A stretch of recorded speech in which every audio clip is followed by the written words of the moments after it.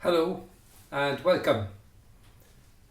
In this video we're in step 1 of the recruitment strategy, and specifically we're looking at how to benchmark. So you'll recall in the model we popped up there were 4 steps to the HR challenge. Each one was an independent strategy. The first one was your recruitment strategy. Second one was your engagement strategy. The third one was your L&D strategy. And the fourth one was your performance management strategy. So we're here in the first one, your recruitment strategy. And in that recruitment strategy, we talked about the various things you need to do. And one of them is understanding the job really. And in the previous videos, we had a quick look at what a benchmark is all about, how you really understand a job and why you would benchmark. Now we're going to look at how you would benchmark, the practical application, if you wish, the step-by-step that you take to create a job benchmark. So here we go, let's jump right in. So here's the guide, the benchmarking guide, how to benchmark. And of course, this follows a similar format to the one you looked at before. What is a benchmark? Again, you have a table of contents. If you click on any one of them as the PDF, it'll bring you down to the particular item. So let's have a look and see what it says. So how do you benchmark? It talks about the TTI-SI job benchmarking process is an effective way to follow, an easy to follow approach that overcomes the 3 challenges often experienced when trying to develop clarity around a role. This is really important. 1, time. How can we get the senior people together at one time, in one place, for sufficient length of time to actually do the benchmark? And that is always, in my experience, the single biggest challenge that we're faced with. The second one is removing bias. We talked about this in the previous video. How do we remove all this prejudice, all this bias that we have, our likes and so on and so forth, as opposed to what the job actually requires? Can we get the experts to talk as though the job were talking? Remember we said if the job could talk, what would it say was required for superior performance? And then the third element, getting agreement amongst the decision makers about the requirements of the actual role, the key deliverables of the role, the key accountabilities, and then what's required in terms of hard skills and soft skills and so on, what's required to actually deliver on that role. So there are 6 simple steps I'm going to outline and then go into detail. The 6 little steps to the process are: identify the job to benchmark. So what's the job? That's pretty simple. Let's say it's sales director. So that's the job we're going to benchmark, sales director. Identify the subject matter experts, people who understand the job really, really well and can talk as though they were the job talking. With these experts, identify the key accountability of the role and prioritise them. So what are the key deliverables, the key accountabilities of the role, and can we prioritise them 1 to 5, let's say. Using these key accountabilities as a guide, can they then complete a job benchmark assessment in areas like behaviours, motivators, competencies, acumen, capacity, and so on? Can we actually complete a job benchmark, looking all the time at those key deliverables, saying what does that job require for superior performance? And then when we've done that, can we assess individuals and compare them to the job benchmark? Can we use the same tools to measure an individual and compare them to the job benchmark, or individuals and compare them to each other, compare them to the job? And then the final step, we discuss the results and the conclusions. There may be, sometimes people say there's another step, and that you validate the benchmark, and you validate by measuring your strongest and weakest performers against it, to see in fact if that's correct. And I don't include that step you'll see here, because remember in the previous video I said that in fact your A player may not be an A player at all, i.e. your best player in fact may be a C player. They may actually be a bad fit for the role. They just have to be much, much better than the other people who are in that role. So I don't believe actually in comparing it to your performers, your current performers. So let's jump in. Who should benchmark? So the first thing is people who understand the job well. So they might have worked in the position previously, there might be an incumbent in the position, there might be somebody who worked that position in a different organisation, there might be the person who supervised the role, people who work closely with the role, and so on. People who have a perspective on the job and so you get a well-rounded view, if you wish, on what the job is. And we call them SMEs, subject matter experts. What are the keys to a successful job benchmarking process? This is really, really important. It's important to keep, no matter what you do, you as a facilitator, if you're going through this process, you are the key actually. And the way you facilitate the process is really, really important. People will go off on tangents. So the single most important thing is keep bringing people back. Keep reminding them that what we're trying to answer, the question we're trying to answer is, why does a job exist? Why? That's the single most important. Why does it exist? To do what? To deliver what? Once we understand that, we can then say what's required for performance. So why does the job exist? What are the key accountability, the key deliverables that reflect superior performance in this role? So what will we see? Like in 6 months' time, if somebody's in the job, or 12 months' time, what will be different? What will we see? What will have changed? What do we want to see change? These are the key accountability, the key deliverables. And then we establish what activities, what motivations, what personal skills, what behaviours, so on, are required to produce those results. So it's a very, very, very simple process. And I'm going to go through the 6 steps we mentioned above now, one by one. I do want to make a point that when we talk about the time issue I mentioned earlier, of getting people together, one of the beauties of this process, and you'll see it now as we go through it, is the input, the amount of time inputted by these subject matter experts appears, that's an important word, appears to be tiny. To them, it will appear they're investing almost no time. When you say to somebody, I need an afternoon of your time to do key accountabilities, and I need you to go away and do another exercise online, then I need you to come together as we consolidate this and we wordsmith them.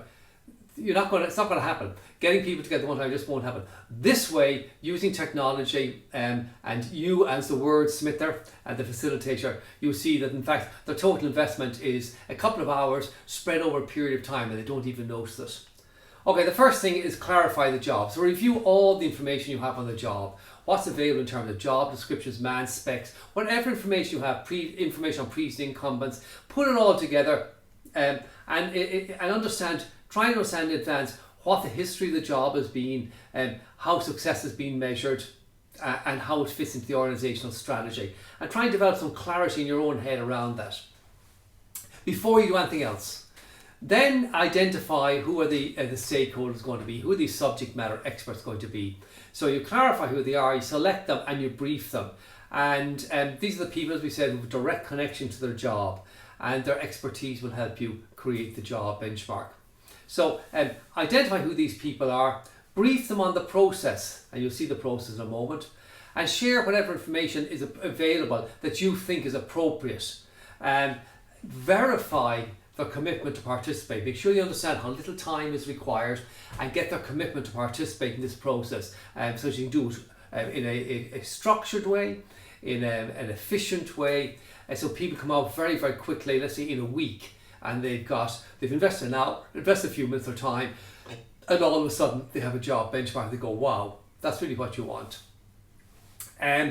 Step 3, define, prioritise and weigh the key accountabilities. I will show you the worksheet and go through it with you in a moment.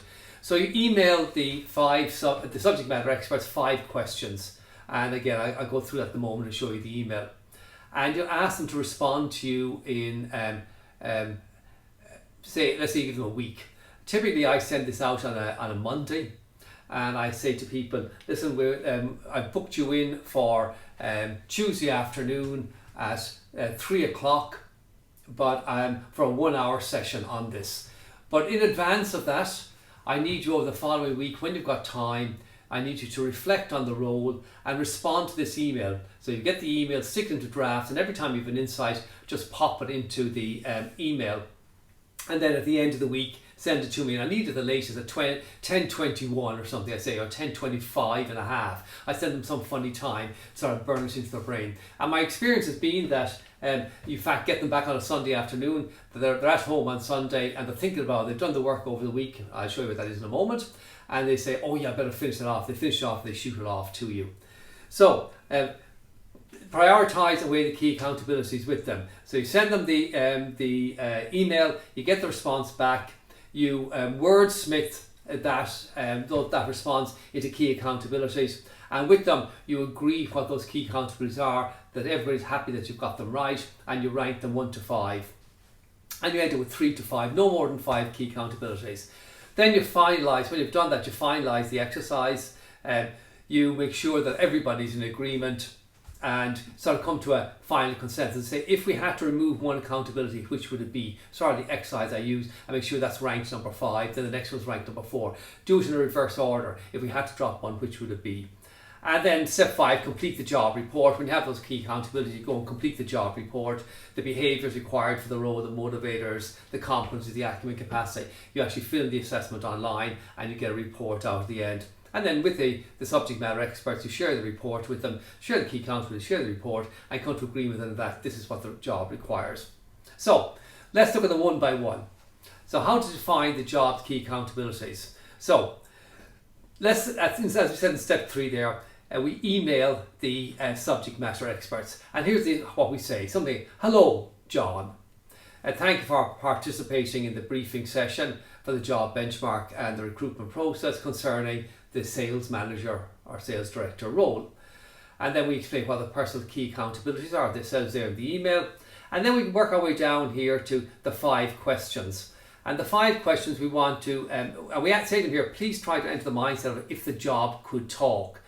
If the job could talk, what would it say? Why does the position exist? Why is the position necessary? Its reason for being. Please think big picture when answering the question. Then, what knowledge and skills are required for superior performance in the job? What are the targets for and critical measures of this position? What are the key result areas? What are the limits of the job's authority? And list 3 to 5 or 3 to 7 major duties and responsibilities of the job. And don't think of people in the role, think of the job in terms of how it contributes to the company's objectives. So you send that to them and you say, listen, please respond by email, give them a time and date. And I said at 24, 48 hours before you're going to have your session, your 1 hour session with them. And that's it. So they get this email and you tell them to stick it in their drafts, and every time they have a thought. So during the week, what happens over the week, they're chatting to somebody and they have an insight and they say, hang on, and they go in and they enter and they jot down a thought to pop into the email, or they're reading an article, or they're having a conversation, or they're watching something and they have these insights. And what they don't realise is that in the back of their head, they're thinking about this role all the time. They're looking at other sales directors' roles. They see things in the newspaper, they see things in publication, they see things online, and it's prompting them all the time. And they don't realise they're processing this in their head all the time without appearing to invest any time at all in it. So you've had them for 10 minutes or 15 minutes to position this process and shoot off this email to them. And now over the week, they may well invest a couple of hours in this without knowing they're doing it, simply because they're processing all the time and jotting down thoughts. I have some additional information here for you that you may find useful. Just talk about that quickly before I jump down. I have some additional questions that you might find helpful. I have sample answers to some of the questions, again as prompts for you, so you have a sense of what to expect, what it should look like. I have some information here on practical use of benchmark in terms of recruitment, onboarding, succession planning, whatever. This is good information to have when you're briefing these subject matter experts, that you can share this with them, maybe just grab that page out of it and send it to them so they get a sense of what this is all about. The 61 job related factors, this is useful information to share with them as well if you want.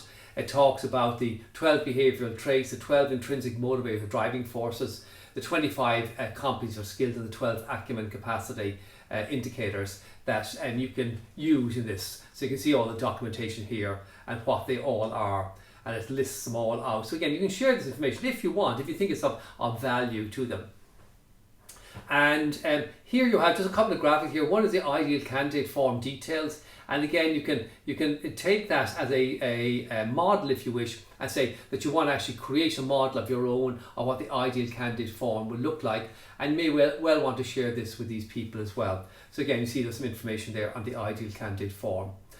And in here as well I have some information on sample reports like the job report that do actually produce on the job, and it shows there the acumen indicators, the behavioural hierarchy, the competencies, and the primary driving forces, and the kind of graphs you expect to get out of this. And again, a report, a sample here showing you the job talent comparison report how you can compare up to 5 people to the job line by line for each of the competencies, each of the behaviours, each of the driving forces, so on, line by line for each one of them. You can actually compare the individuals. So for the 12 behavioural factors, for the 12 driving forces, 25 competencies and 12 acumen indicators, you can actually measure up to 5 people line by line. And you can see here you have the population distribution, that little bar underneath there, that little white spot there is the mean. So you can see whether people are above or below the mean. You see what the job requires, and you see what the mean score is, the population, then what the people are scoring. And then here's a gap report where you can do between an individual and a job. And again, there's what the job requires, there's the person's score, there's the population distribution, one standard deviation either side of the mean where 68% of the population reside, and there's the mean score. There's the person and there's the job. So you can see how well they compare to the job. And then there's some information there as well on the development plan, that when you've actually done the gap report, how you can actually take that information and produce a development plan. And I've also stuck in there a little bit of information showing you team reports, so you get an idea of what's possible on a team report. Now I'd like to show you the actual key accountability worksheet. I'm going to show it to you first here. I was saved as a PDF for you. And it's the link again in the document. You just click on the hyperlink and it'll open this for you. And I'll also show you an Excel spreadsheet in a moment to see how I actually work on it. So you've sent out the email to everybody. So you first use your briefing section, you told them what it's all about. You sent them whatever information you thought was appropriate, and then you sent out the email to them all. And over the week, they all reflect on the email. As I said, they keep it in drafts. They pop in their answers, and they send them all back to you. Let's say before 10:21 on the Monday morning. When you get them back, you then wordsmith them.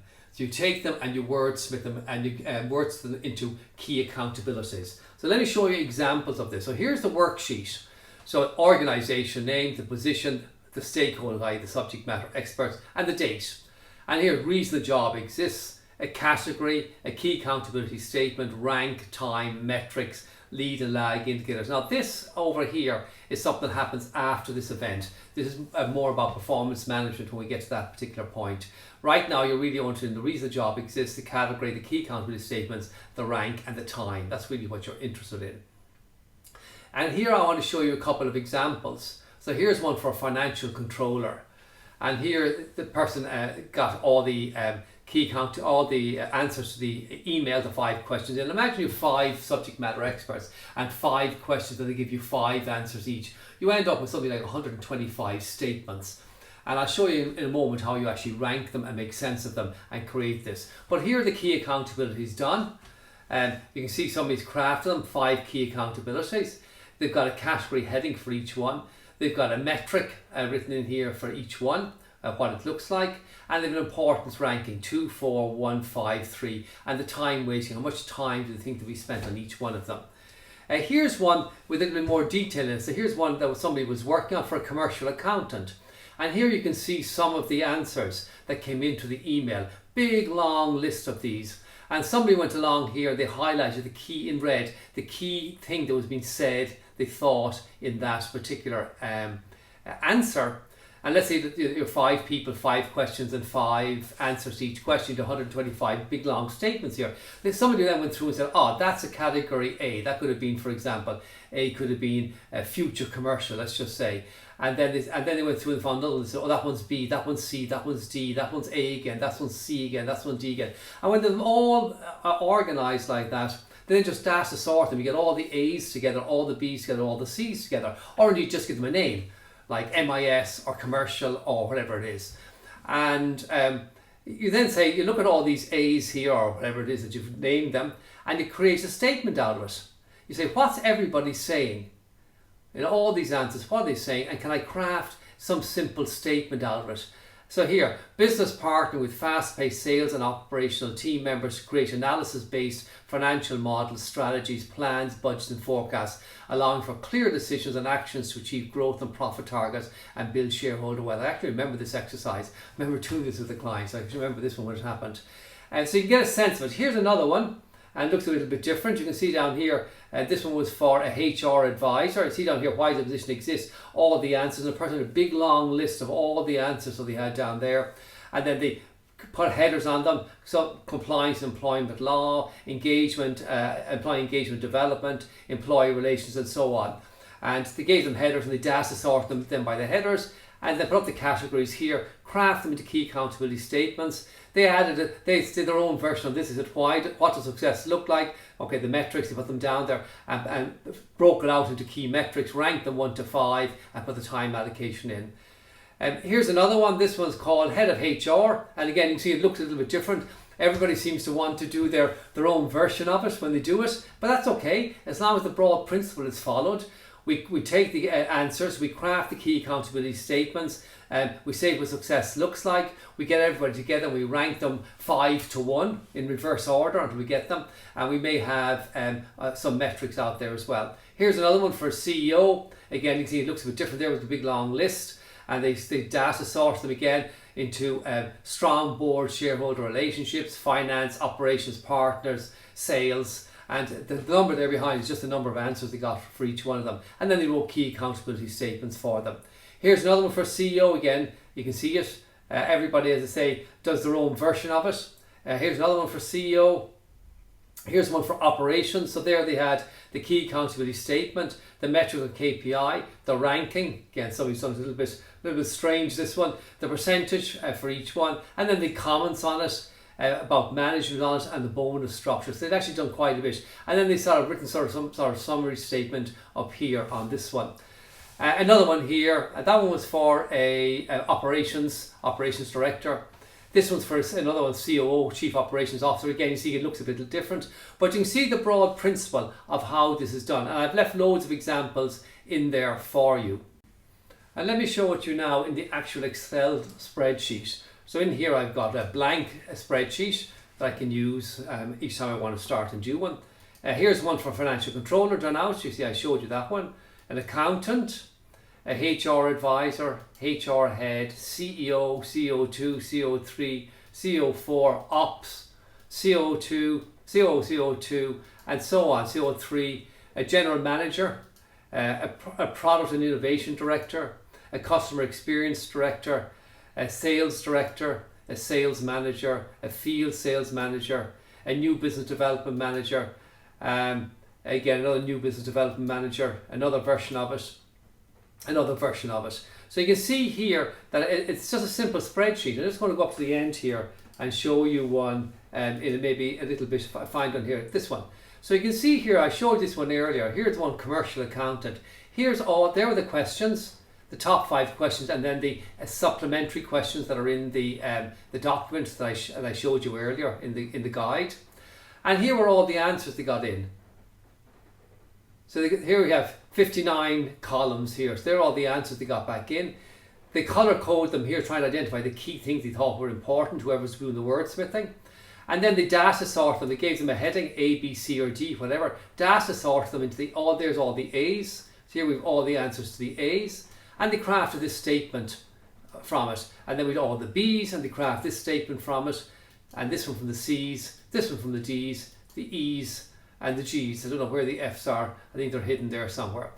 So again, this is how you work it. It's a very, very simple process and very, very straightforward. So let's do a quick recap just before I jump into the job report. So the first step is you identify the job to be benchmarked. Pull together whatever information you can that will inform you and inform people about the role, its place in the organisation, the organisational strategy, previous incumbents, previous documents that were written about it. 1. 2, decide who the subject matter experts are going to be, the stakeholders, the people who have a stake in the role, who understand the role, and who can add value to this process. Share whatever information you have with them in a briefing. You have a briefing with them, explain this model to them, what you're going to do, share whatever information you think is appropriate, and then email them the 5 questions. Tell them they have a week to respond, to think about them over the week, and just populate the email in terms of a reply in the draft folder. Populate that with their thoughts and send them back to you no later than you give them an odd time on Monday morning. When you get them back, your job then is to go through all of those. So let's say 5 people 5 questions and 5 responses for each question. You have 125 statements. You list them all out in any old order, just dump them all into the Excel spreadsheet and look at them all and say, okay, now, what is the first one? So that says something. We said sales director, and so what? Build an effective sales team. Oh, wow, okay. We put up there, team. The next one says something about market share. We've got there commercial or market share. Another one is something about product development, input, and so on. You give them different headings and you go through them all, and then you say, oh, there's another team one, there's another product development one, and so on. And when you've them all done, you data sort them based on those headings. Now you've all these statements. You might find you have 7 or 8 headings, and what you really want is no more than 5. And so you look at those 7 or 8 headings, say, what can I consolidate? Well, there's one there on leadership and one on team. I'm going to consolidate those 2 into one. There's one there on market share, and one there on market development. I'm going to consolidate those into one, and so on. And you end up with 5 areas. You then go through the statements, and you look at each statement, and you look for patterns. What is everybody saying? What are the key points that are being made? And then you take those key points out, pop them into the box for the key accountability, and wordsmith them, craft them into a simple statement. And this is actually intellectually quite challenging, but once you've done it once, it becomes easy. So just make that effort to try and craft into an interesting statement that says, this is why the job exists. This is a key deliverable, a key accountability of the role. If somebody's in that role in 12 months' time, this is what we're going to be measuring. We're going to say, yeah, they've done that. That's what's really important. They've built that team, or they've opened that market, or they've done whatever. And you end up with your 5 statements. With those 5 statements, you shoot them back out to the subject matter experts and you ask them, any thoughts, any final thoughts? And often you'll get a little bit of input, whether it be some final thoughts. They give you those final thoughts, you do your last little bit of wordsmithing, and then you have your 1-hour session with the subject matter experts. So far, they've invested almost no time at all as far as they're concerned. But you've got all the quality thinking, that individual creativity done through the 5 questions, and now you want to get the group creativity, if you wish. So you get everybody together for the hour, you have a last review of the key accountabilities, and you say, are we all happy with those? There'll be a couple of last little tweaks, a little bit of input from a couple of people, and then say, okay, if we had to drop one, which one would we drop? And everybody will tell you, you can't drop any of them, they're all key accountability, they're all critical. And you say, yeah, I know, but if you had to drop one, which would it be? And so eventually we all agree on one. And then you'll find it becomes easier to drop the second and the third, the fourth and the fifth. And you end up with them ranked 5 to 1. You reverse the order, and now you have them ranked 1 to 5. I say, okay, now everybody, with this in front of us, looking at this, let's go and complete a job report. And this is the report. So you go online, you'll have a link, you go online, you complete your assessment. And this one, I think, is Trimetrics DNA. So it's behaviours, driving forces, and competencies or skills. So behaviours, driving forces, skills, 3 sciences. And you complete this. So the first thing you complete is sort of a risk assessment on the job, and then you complete these 3 sciences in this assessment. And I'm going to show you the output now, what you actually get. So you'll go online, very simply, it'll ask you a particular question. You rank them 1 to 6, and you agree with every line by line for the behaviours, the driving force, the competencies. You'll agree 1 to 6 for each one of these. You'll answer questions. Now when you press the button for each one of them, out comes a list of the top 12 of the 12 driving force, of the 12 behavioural factors, of the 25 competencies, and you're given the opportunity then to drag them over and to resort them. And each time you drag one over, when you mouse over, it gives a description of what it is, and you have an opportunity to go through a process of final, if you wish, final refinement, say what are the top 7 competencies, the top 4 behaviours, and the top 4 driving forces absolutely required for success in this role. You have that opportunity to do that last exercise, and then you do that, and you press finish, and out comes this report. So let's look at the output, the end report, so you see what it looks like. It's called a job report. This one is Trimetrics DNA. It could be Trimetrics ACI. It could be different reports. It could be Talent Insights. It depends what you're actually, what role you're hiring and what information you require. The first issue here is the key characteristics of the position. So this was the risk analysis you did. In this case, all 4 of accountability for results, results through people, authority, and risks are all significant. Sometimes it'll all be major, sometimes some will be slight or moderate. It depends on the role. But you'll have answered particular questions around this. So for example, results through people. This characteristic addresses the emphasis on producing results through the efforts and cooperation of people. This character is not limited to management or leadership positions. Many non-management or leadership positions in team-based organisational structures depend heavily upon others and cooperation for people to achieve results. So it's saying how important is this in this role, and same for authority, risks and accountability for results. And then you end up, this comes out. So you'll have your 25 companies ranked from 1 to 25, and they follow this grand piano curve, grand piano shape. And you'll have your top 7, so 1, 2, 3, 4, 5, 6, 7. So goal orientation, customer focus, self-starting, creativity and innovation, personal accountability, flexibility and futuristic thinking. These are the key accountabilities, and the definition for each one of them. So here they are: futuristic thinking, a definition of it. There's a population distribution. There's one standard deviation. The mean is 63. One standard deviation either side, i.e. 34% either side, or 68% of the population fall in that orange area there. And the person is, or the job requires 88. That's the score that we say the job requires. And then we have flexibility, personal accountability, and so on. And it works its way right down to the very last one, where you end up here with problem solving, not required at all, 19. The same with the driving forces. Here is the primary driving force cluster, again the population distribution, and the mean and the score, what we say the job actually requires. So commanding, intentional, self, and the definition of each one, what it means. The situational driving forces and the indifferent driving forces. And there's the driving force graphs, and there, if there's any conflicts, it will mention them there between behaviours and driving force, but there aren't. And here's the behavioural hierarchy. So we're saying this job is competitive, assertiveness and a will to win when the highly competitive situation. We said there's 100. This is a very, very competitive role. So and so when we're looking for somebody, who's scoring similar. Urgency, frequent change, interaction, versatile. So you can see here the top behavioural factors and how they relate to the population distribution. You see, we're looking for sort of a very unusual person here. A very sort of sales-focused, sales-driven person. And down the end here, we've organised workplace analysis and positions aren't required at all. And there again, you get a graph, the DISC, the dominance, influence, steadiness and compliance graph, showing the range here for D, how we deal with problems and challenges. This is direct. I, how we deal with people and contacts, and this is outgoing.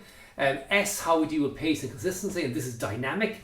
And C, how we deal with procedure constraints, and this is pioneering. So we get this graphic here showing where the range, if you wish, that we're looking at. We're looking for scores somewhere in these ranges for an individual. And again, this is showing it on the continuum, just a different representation. And the position of the wheel as a persuader. So this is probably, conducting persuader, this is probably a front-facing sales role, this particular benchmark.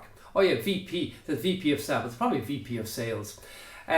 And then you get a summary of the top competencies, the top 7 competencies, futuristic thinking, and sort of 10 statements about it, explaining, elaborating on that further. And then you have the same for the driving forces, commanding, intention, selfless, objective, and the same for the top 4 behaviours. And then in the job report, you get job competency questions. So questions that you can ask around each of these top 7 competencies, around the top 4 driving forces, and around the top 4 behavioural factors. And at the very end, you get a summary, the DISC profile that you're looking for, the driving force profile, and the top 7 competencies.